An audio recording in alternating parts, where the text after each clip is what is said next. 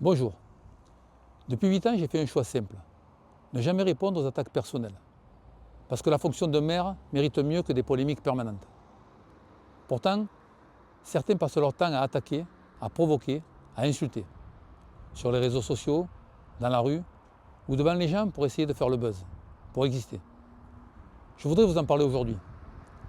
À l'Ardoise, beaucoup connaissent le président du comité de défense. Un président quasi éternel.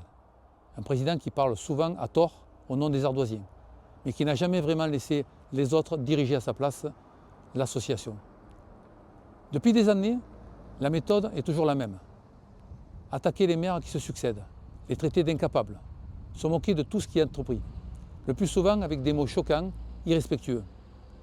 Certains se souviennent même d'un panneau installé sur sa maison, visible depuis la route départementale, pour attaquer publiquement le maire de l'époque. C'est sa méthode.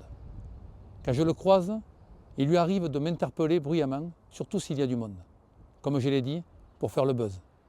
Il l'a fait il y a quelques mois, il m'expliquait que je ne servais à rien. Je lui ai posé une question simple. Quel projet avez-vous réalisé pour l'Ardoise lorsque vous étiez élu?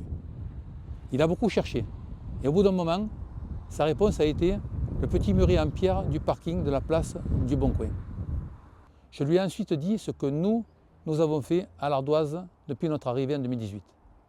L'aménagement des cours d'école et le remplacement des jeux à l'école maternelle, le City Park de l'Emprunt, la mise en place de climatiseurs dans toutes les écoles, la réfection du haut de la rue Jean Villard. Être élu, ce n'est pas commenter la vie publique. Être élu, c'est agir et assumer des responsabilités. Lui se cache le plus souvent derrière son clavier et lance invective sur invective. C'est ce qu'il fait de mieux, c'est comme ça qu'il existe. Évidemment, la seule fois où il a été élu, il a fini par démissionner, parce qu'il ne s'entendait pas avec le maire de l'époque.